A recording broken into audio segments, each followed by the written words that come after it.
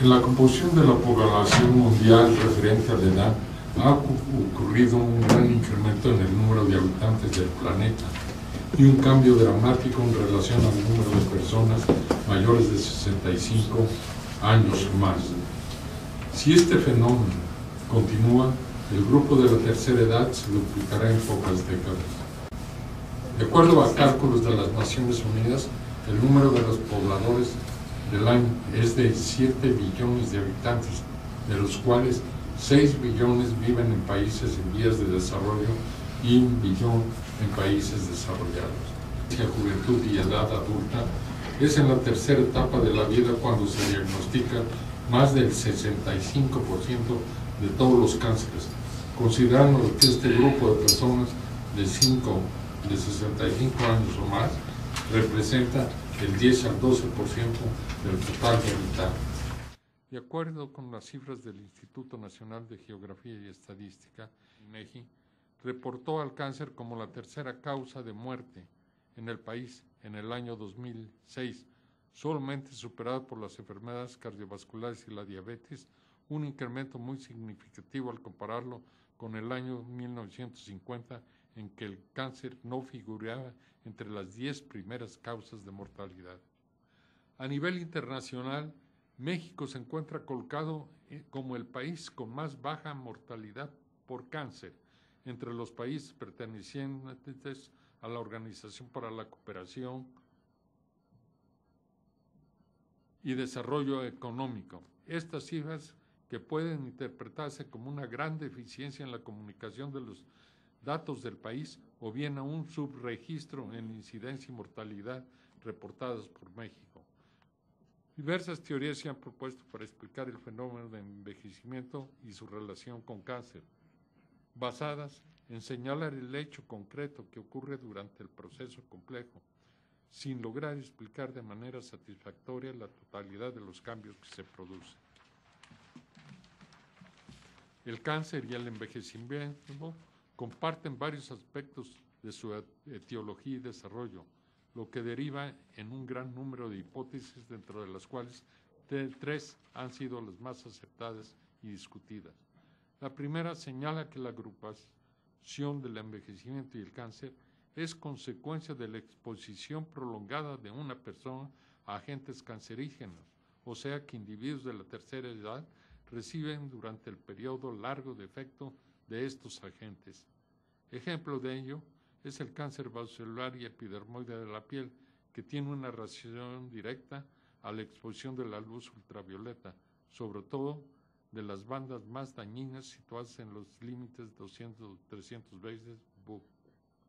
Demográficamente, las personas con mayor riesgo de desarrollar cánceres cutáneos son las que viven cerca del Ecuador o zonas en las que ha disminuido la capa de ozono protectora de la radiación solar. Para que se desarrolle un cáncer de la piel es necesario una acumulación de luz ultravioleta a lo largo de muchos años. Por lo tanto, las personas de la tercera edad que laboren en el campo durante numerosas horas con exposición de la piel, de la cabeza, el cuello y brazos, son las zonas que presentan con mayor frecuencia este tipo de neoplasias. ¿Y qué tenemos en México? Y hice una revisión de cuáles son los elementos que contamos. Tenemos 850 cirujanos oncólogos, gineco-oncólogos 30, oncólogos médicos 126, psico-oncólogos registrados 3 y geriatras oncólogos 1. Pues eso es ilógico pensar que requerimos una evaluación geriátrica. Debe ser, yo creo, el médico oncólogo, el médico internista bien preparado, el que puede hacer una excelente valoración, y prácticamente es lo que podemos ver. Sí debemos considerar que la edad cronológica no debe ser motivo para negar un tratamiento curativo paliativo. Hay una queja ya, por ejemplo, en Inglaterra, que definitivamente a las enfermas por arriba de 75 años no las quieren tratar. Y es un sistema de salud pública excelente. Y dicen que como su expectativa de vida es menor, y ya protestaron las mujeres inglesas que tienen el derecho a ser tratadas como cualquier cosa. También en nuestro país se daba la frase de alta por máximo beneficio. Esto no es una frase que definitivamente, creo que por fortuna, ya desapareció, porque siempre va a haber tratamiento que ofrecerá a un enfermo, sea curativo o paliativo. Y veamos una cosa, la composición de la sociedad en México ha cambiado. Por fortuna o por desgracia, mayor número de mujeres están trabajando y ya no hay ese núcleo familiar tan firme que daba atención al enfermo en la etapa tercera de su edad y sobre todo cuando estaba enfermo. Ahora, ¿quién va a cuidar a estos enfermos o a estos ancianos? Y veamos, estos son ejemplos que no debemos. Esta pobre mujer tenía un año en un hospital muy reconocido en esta ciudad, siendo tratada con medicamento, dándole un año. La pobre mujer, el tumor olía muy mal, la familia ya no la quería recibir, estuvo internada y porque la estaban tratando con para melanoma.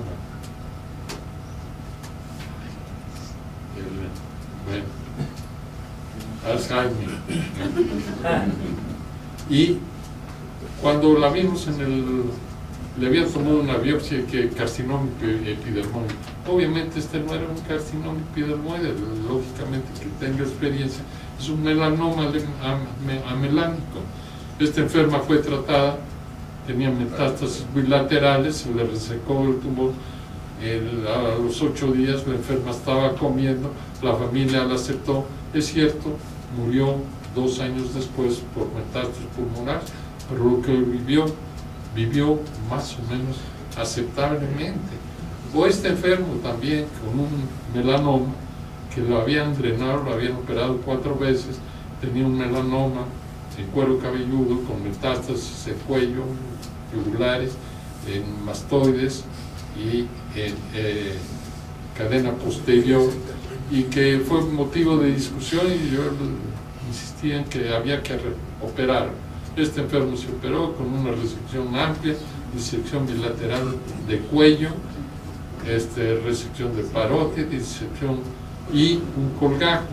Y este enfermo a los 5 años me fue a reclamar porque el señor tenía un cáncer de próstata y decía que por esto su potencia sexual había disminuido.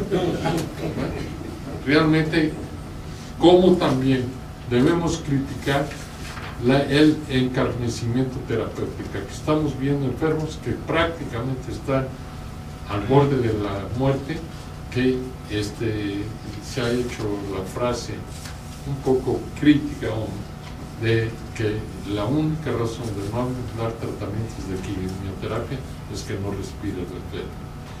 Y realmente el costo que están teniendo en una población determinada al perderse el núcleo familiar es, yo creo, como los 4 caballos del Apocalipsis, el abandono, que dejen a un enfermo solo.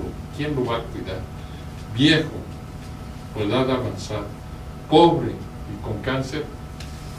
Realmente es un problema de salud pública que no sé, se nos está viniendo algo así como las pensiones, pero realmente esto implica un problema que debe ser tratado, y aquí, estando médicos tan preparados, creo que debemos llegar a una conclusión de hacer propuestas de cómo manejar este problema. Sabemos que el costo, por ejemplo, de los medicamentos es inaceptable. Medicamentos que valen 100,000 pesos para prolongar a veces dos meses la vida, creo que deben estar prohibidos en ese sentido. Y desgraciadamente, pues muchas veces son demandados, y sobre todo, que no se prolonga una vida con calidad, sino más bien se prolonga un sufrimiento.